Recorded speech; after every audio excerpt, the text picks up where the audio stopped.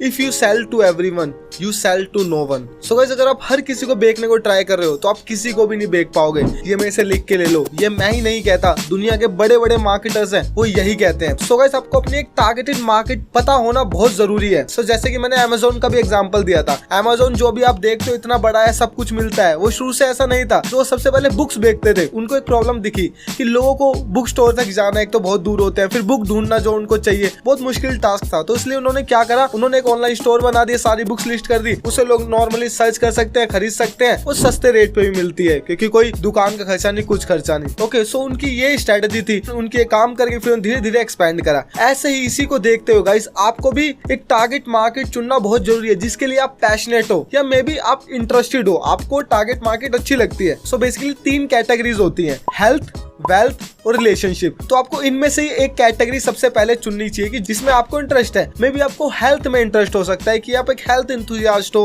आप एक fitness enthusiast हो। ओके, तो अगर आपको हेल्थ में इंटरेस्ट है तो आप क्या करोगे, आप उसकी सब मार्केट में जाओगे। अगर आप हेल्थ में करोगे, हेल्थ में तो बहुत सारी चीजें, आप हेल्थ में क्या करोगे तो आपको पता होना जरूरी है कि मैं हेल्थ में इस चीज में मैं इंटरेस्टेड हूँ, मैं ये करना चाहता हूँ। तो हेल्थ में भी आपने सोचा कि अच्छा मैं वेट ट्रेनिंग, जिम में मेरा इंटरेस्ट है, मैं जिम से रिलेटेड कोई प्रोडक्ट लॉन्च करूंगा, ठीक है, कि लोगों के लिए मैं ऐसा सप्लीमेंट बनाऊंगा जो उनकी स्ट्रेंथ ट्रेनिंग में फायदा करेगा। तो ऐसे आपने अपनी एक नीश चुन ली। मे बी अगर आप वेल्थ में इंटरेस्टेड हो तो आपने देखा अच्छा कि इंडिया में बेरोजगारी बहुत है, लोग सिर्फ सरकारी नौकरी के पीछे भाग रहे हैं, आपको प्रॉब्लम दिखी तो आपने सोचा ठीक है मैं उनको दिखाऊंगा कि पैसे कैसे कमाए। ये आपकी सब मार्केट हो गई, हाउ टू मेक मनी। फिर आपने इसमें और नैरो डाउन कर दिया कि how to make money online, आपने ऑनलाइन से सिखा दिया कि अच्छा ऑनलाइन इतने इतने तरीके हैं, तो आपने और नैरो डाउन कर दिया। आपको जितना ज्यादा नैरो डाउन कर सको उतना ज्यादा बेहतर होगा। सो आप ही सोचिए, कोई आपको एक ऐसी एड आती है, hey I am a physician, I we can do everything, है ना, हम आपकी जो भी प्रॉब्लम हम उसका इलाज करेंगे, क्या आप उसमें ज्यादा इंटरेस्टेड हो गए। आपको एक स्पेसिफिक एड आती है कि we are a joint specialist, मतलब हमने आपने अथॉरिटी दिखाई कि हमने इतना इतना कुछ इसमें करा, इतनी इतनी हमारी महारत हासिल है जॉइंट स्पेशलिस्ट में।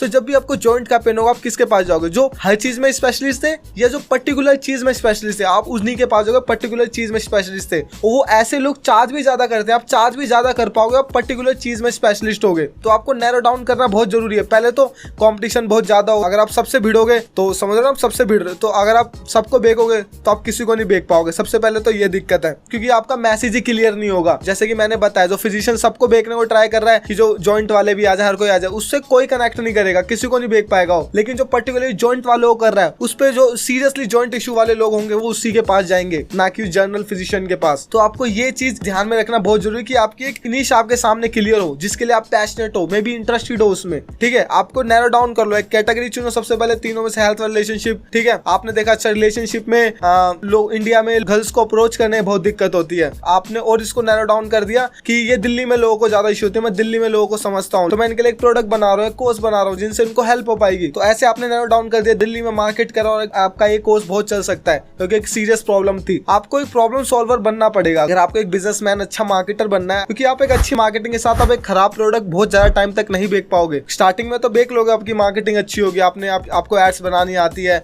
आपको फनल बनानी आती है, आपको लोगों को कन्वर्ट करना आता है, ठीक है, तो आप कर लोगे, बेच लोगे, लेकिन ज्यादा टाइम तक आपका बिजनेस नहीं चलेगा, कंप्लेंट्स आना स्टार्ट हो जाएंगे, बैड रिव्यूज आएंगे ऑनलाइन यूट्यूब पे, तो आपका बिजनेस ज्यादा टाइम तक नहीं चलेगा। इसलिए आपको एक अच्छा प्रॉब्लम सॉल्वर, एक अच्छा प्रोडक्ट क्रिएटर होना बहुत जरूरी है, आप प्रोडक्ट भी अच्छा बनाओ। तो उसके लिए आपको एक टारगेट मार्केट चुनना बहुत जरूरी है, उस टारगेट मार्केट में रियल प्रॉब्लम होनी चाहिए, आपको बिजनेस सॉल्व करो। और मेरा यकीन मानिए गाइस कि लोगों को इतनी प्रॉब्लम है ना कि आप सॉल्व करते करते थक जाओगे, लेकिन उनकी प्रॉब्लम खत्म नहीं होगी। तो प्रॉब्लम अनलिमिटेड है ना, आपको डिसाइड करना है कि आपका क्या पैशन है, कौन से लोगों की कौन सी प्रॉब्लम सॉल्व करने में आपका इंटरेस्ट है। ओके, तो आपको डिसाइड करना है। एंड इसी को हमने कहा है मिनिमम वायबल मार्केट। आपको एक आपकी मिनिमम वायबल मार्केट पता होना बहुत जरूरी है, जिसमें आप एक्सपर्ट होगे, जिसमें आपसे कोई कम्पीट नहीं कर पाएगा, आप धीरे धीरे फिर उसको एक्सपेंड कर सकते हो। तो आज ही गाइज अपनी टारगेट मार्केट डिसाइड कीजिए, या मे बी आपकी टारगेट मार्केट हो, मे बी आप एक डिजिटल मार्केटिंग एजेंसी हो जो हर किसी को अपनी सर्विस बेचना चाहती है। आप नैरो डाउन कीजिए कि हम ई कॉमर्स स्पेशलिस्ट हैं, कि हम डेंटिस्ट स्पेशलिस्ट हैं। अगर आप ऐसे स्पेशलिस्ट बन जाओगे तो आप बहुत पैसा कमा सकते हो जिसकी आप उम्मीद नहीं कर सकते। सोचिए एक डेंटिस्ट सर्च कर रहा है डिजिटल मार्केटिंग एजेंसी इन दिल्ली, और उसको एक स्पेसिफिक एजेंसी दिख जाती है डेंटिस्ट के लिए काम करती है, किसके पास जाएगा, जनरल वाली, स्पेशलिस्ट वाली।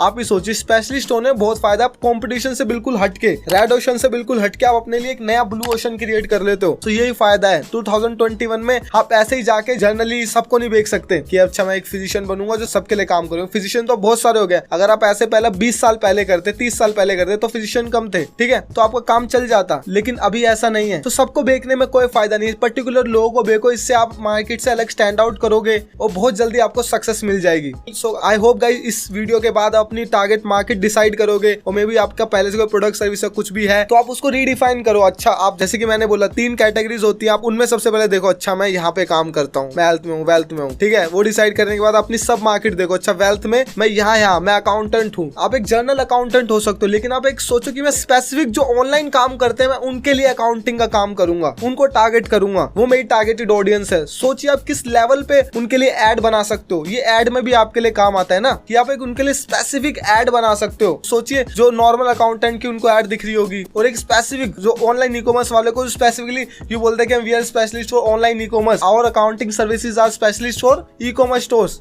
सोचिए वो ई कॉमर्स स्टोर वाले कहाँ पे जाएंगे, सोच रहे हो। सो और यूट्यूब से जैसे कि मैंने बताया ये सब इन सब लोगों को टारगेट करना है बहुत ईजी। आप सिंपली कीवर्ड्स प्लेसमेंट, जिन लोगों ने ई कॉमर्स चैनल को सब्सक्राइब करा है और जो लोग ई कॉमर्स रिलेटेड टॉपिक्स को सर्च कर रहे हो तो आप easily e commerce related topics में इंटरेस्टेड है, इन सारे लोगों को आप इजीली यूट्यूब पे टारगेट कर सकते हो। तो आज ही अपनी नीश डिसाइड कीजिए, अभी जाइए एंड मिलते हैं नेक्स्ट वीडियो में।